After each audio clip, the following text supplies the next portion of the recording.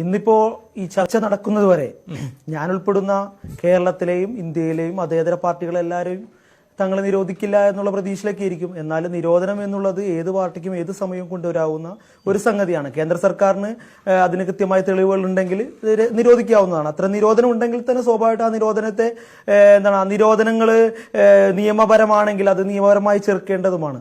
SDPയെ സംബന്ധിച്ച് ഞങ്ങളുടെ എല്ലാ പ്രവൃത്തികളും വളരെ വൈറ്റാണ്. ഞങ്ങളെ സംബന്ധിച്ച് എല്ലാം ഞങ്ങൾ സുതാര്യമായാണ് ചെയ്യുന്നത്. ഇടപെടലുകൾ, ഞങ്ങളുടെ പ്രസ്താവനകൾ, ഞങ്ങളുടെ മറ്റു രാഷ്ട്രീയ പ്രവർത്തനങ്ങൾ എല്ലാം, അക്കൗണ്ടുകൾ എല്ലാം വൈറ്റ് ആണ്. അതുകൊണ്ട് ഞങ്ങൾക്ക് അതിൽ അത്തരം കാര്യങ്ങൾ ആശങ്കയില്ല. പിന്നെ ഇന്ത്യയെ ഭരിച്ചുകൊണ്ടിരിക്കുന്ന, ഇന്ത്യ ഹിന്ദുത്വ രാഷ്ട്രമാക്കാൻ വേണ്ടി ശ്രമിച്ചുകൊണ്ടിരിക്കുന്ന സംഘപരിവാറിന്റെ നേതൃത്വത്തിലുള്ള ഭരണകൂടം സ്വാഭാവികമായും അവർക്ക് ഓപ്പോസിറ്റ് നിൽക്കുന്ന ഏറ്റവും ശക്തരായ ആളുകളെ സ്വാഭാവികമായിട്ടും നിരോധിക്കുകയും അവരെ ഒതുക്കാനൊക്കെ ശ്രമിക്കും. AAP ആക്രമിച്ചുകൊണ്ടിരിക്കുകയല്ലേ. ഇന്നിപ്പോ കർണാടക PCC പ്രസിഡന്റ്, കോൺഗ്രസിന്റെ പ്രസിഡന്റ് DK ശിവകുമാറിന്റെ വീട്ടിൽ റെയ്ഡ് നടന്നു രാവിലെ. അങ്ങനെ എല്ലാ രാഷ്ട്രീയ പ്രതിയോഗികളും അടിച്ചമർത്താനുള്ള ശ്രമങ്ങൾ സ്വാഭാവികമായിട്ട് നടക്കും. അതിന്റെ ഭാഗമായി നിരോധനങ്ങൾ നടക്കും, റെയ്ഡുകൾ നടക്കും. ഇതെല്ലാം ഇനി വരും ദിവസങ്ങളിൽ എല്ലാ പാർട്ടികളും, എന്റെ മാത്രമല്ല CPM-നും കോൺഗ്രസിനും BJP-ക്ക് വഴങ്ങാത്ത മുഴുവൻ പാർട്ടികളും നേരിടാൻ പോകുന്ന ഒരു രാഷ്ട്രീയ പ്രതിസന്ധി ഇനി ഈ കേരളത്തിൽ, ഇന്ത്യയിലൊക്കെ ഉണ്ടാവുന്നതാണ്. ഞങ്ങളെ സംബന്ധിച്ച് ഞങ്ങൾക്ക് ആശങ്കകളൊന്നുമില്ല.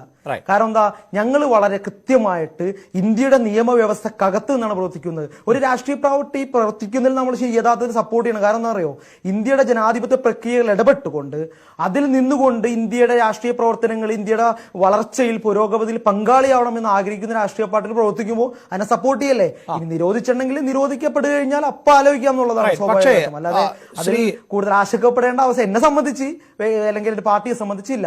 അതെ, ശ്രീ മുഹമ്മദ് ഷബീർ, നേരത്തെ താങ്കൾ സൂചിപ്പിച്ചതുപോലെയുള്ള കേന്ദ്ര ഏജൻസികൾ, അതാണല്ലോ താങ്കൾ DK ശിവകുമാറിന്റേത് അടക്കം ഉദ്ധരിച്ചത്.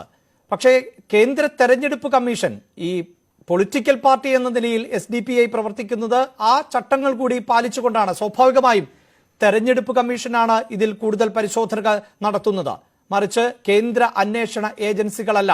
അപ്പോൾ സ്വാഭാവികമായും താങ്കൾക്ക് ആ നിലയിൽ ഇതിനെ, അല്ലെങ്കിൽ നേരത്തെയുള്ള NIA, എൻഫോഴ്സ്മെന്റ് ഡയറക്ടറേറ്റ് ഉൾപ്പെടെയുള്ള കേന്ദ്ര ഏജൻസികളുമായി താരതമ്യം ചെയ്യുകയോ തുലനം ചെയ്യുകയോ ചെയ്യാൻ സാധിക്കുമോ?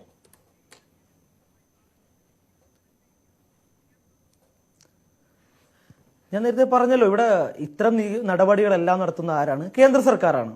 കേന്ദ്ര സർക്കാർ അത്തരം നടപടി എടുത്തുമ്പോൾ ഇനിയിപ്പോ ഇവിടുത്തെ തിരഞ്ഞെടുപ്പ് കമ്മീഷൻ അത് സ്ക്രൂട്ടൻ ചെയ്തോട്ടെ.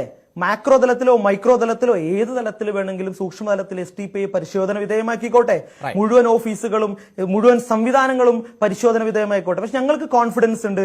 ഞങ്ങളുടെ രാഷ്ട്രീയം എന്ന് പറയുന്നത് ഭയത്തിൽ നിന്ന് മോചനം, സംഘപരിവാർ ഉണ്ടാക്കുന്ന, RV ബാബുവിന്റെ പാർട്ടി ഉണ്ടാക്കുന്ന ഭയത്തിൽ നിന്ന് മോചനമാണ് ഞങ്ങൾ മുന്നോട്ട് വെക്കുന്നത്. വിശപ്പിൽ നിന്ന് മോചനം. ഇന്ത്യയിൽ യഥാർത്ഥത്തിൽ ഇന്ത്യയുടെ ജനത, ഇന്നിപ്പോ UP-ന്ന് ഒരു വാർത്ത വന്നിട്ട് നിങ്ങൾ കണ്ടോന്നറിയില്ല, ഉച്ചഭക്ഷണത്തിന് അവിടെ കുട്ടികൾക്ക് ഉപ്പാണ് കൊടുത്തുകൊണ്ടിരിക്കുന്നത്. ഇവരൊക്കെ ആ കുട്ടിഘോഷിക്കുന്ന BJP കുട്ടിഘോഷിക്കുന്ന ഉത്തർപ്രദേശിൽ കുട്ടികൾക്ക് ഉച്ചഭക്ഷണത്തിന് കൊടുക്കുന്ന ഉപ്പാണ്. ഈ ഉപ്പിന്റെ വാർത്തകൾ വന്നുകൊണ്ടിരിക്കും. ഇന്ത്യയിൽ ഞങ്ങൾ ഭയത്തിൽ നിന്നും വിശപ്പിൽ നിന്നും മോചനം എന്ന മുദ്രാവാക്യമാണ് മുന്നോട്ട് വെക്കുന്നത്. അതുകൊണ്ട് തന്നെ ഞങ്ങൾക്കൊരു കോൺഫിഡൻസ് പ്രശ്നമില്ല. ഞങ്ങൾ ഈ രാഷ്ട്രീയമായി മുന്നോട്ട് പോകും.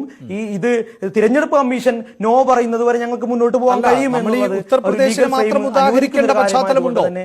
ഇത്തരം സംഭവങ്ങൾ ഞാൻ ഏതെങ്കിലും തരത്തിൽ ഇതിനെ ന്യായീകരിക്കുകയല്ല. ഇപ്പോൾ കേരളത്തിലാണല്ലോ മധു എന്നൊരാൾ ഭക്ഷണം മോഷ്ടിച്ചതിന്റെ പേരിൽ ആൾക്കൂട്ടക്കൊലയ്ക്ക് ഇരയാക്കപ്പെട്ടത്. അതുകൊണ്ട് ഇതാണ് കേരളത്തിന്റെ സാഹചര്യം എന്ന് നമുക്ക് ഒരു പശ്ചാത്തലമായി ചിത്രീകരിച്ച് കാണിക്കാൻ സാധിക്കുമോ? അല്ലെങ്കിൽ ഉത്തർപ്രദേശിൽ പട്ടിണി ഉണ്ടാകാം, ദാരിദ്ര്യമുണ്ടാകാം, അതിനെ തീവ്രവാദ ബന്ധത്തിന്റെ പേരിൽ നിരോധിക്കപ്പെടുന്ന ഒരു സംഘടനയുടെ പ്രവർത്തനവുമായി എങ്ങനെയാണ് താരതമ്യം ചെയ്യാൻ സാധിക്കുന്നത്? തീവ്രവാദം എന്നുള്ളത് ഒരു പൊളിറ്റിക്കൽ ടേമാണ്. തീവ്രവാദം, ഞാൻ ചോദിക്കട്ടെ, കോൺഗ്രസ് ബ്രിട്ടീഷുകാരുടെ ഭരിക്കുന്നപ്പോ കോൺഗ്രസ്സുകാർ തീവ്രവാദികളായിരുന്നില്ലേ? കോൺഗ്രസ് ഭരിച്ചപ്പോ CPM തീവ്രവാദികളെന്ന് പറഞ്ഞ് CPM-നെ നിരോധിച്ചിട്ടില്ലേ? ഇപ്പോ CPM ഭരിക്കുന്ന കാലഘട്ടമാണ്, അല്ലെങ്കിൽ BJP ഭരിക്കുമ്പോൾ പോപ്പുലർ ഫ്രണ്ടിനെ നിരോധിക്കുന്നു. ഇതെല്ലാം പൊളിറ്റിക്കൽ ബാനാണ്, പൊളിറ്റിക്കൽ വേർഡാണ് ടെററിസം എന്നുള്ളത്. തങ്ങളുടെ എതിരാളികളെ എങ്ങനെ അടിച്ചമർത്താം എന്നുള്ളതിന് ഏറ്റവും മനോഹരമായ ഇന്ന് ഉപയോഗിക്കാൻ കഴിയുന്ന, പ്രത്യേകിച്ച് ന്യൂനപക്ഷ പിന്നോക്ക വിഭാഗങ്ങളിൽ നിന്ന് വരുന്ന വിഭാഗങ്ങളെ അടിച്ചമർത്താൻ കഴിയുന്ന, ഞാനൊരു ഉദാഹരണം ചോദിച്ചോട്ടെ അഭിലാഷ്. ഇന്ത്യയിൽ നമുക്ക് ലോകവ്യാപകമായി, അതായത് താങ്കൾ ഇപ്പോൾ ഈ ചർച്ച നടന്നുകൊണ്ടിരിക്കുമ്പോൾ ന്യൂസ് 18 ഒരു ദൃശ്യങ്ങൾ പുറത്തുവിടുന്നുണ്ട്.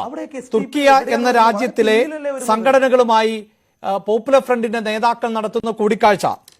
ഈ സംഘടനകളെ നിരോധിച്ചിട്ടുള്ളത് ഇന്ത്യയിലല്ല, ലോകത്ത് പല രാജ്യങ്ങളിലും ഈ സംഘടനയെ നിരോധിച്ചിട്ടുണ്ട്. അപ്പോൾ അതിന് താങ്കൾ എങ്ങനെയാണ് നോക്കിക്കാണുന്നത്? ഇന്ത്യയിൽ ഇപ്പോൾ സംഘപരിവാർ അജണ്ടയാണ് നടക്കുന്നത് എന്നാണ് താങ്കൾ പറയുന്നത്. ശരി, ഞാനത് സമ്മതിക്കുന്നു. അപ്പോൾ ഈ ലോകത്തിത് നിരോധിക്കുന്നതിന്റെ കാരണം എന്തായിരിക്കാം?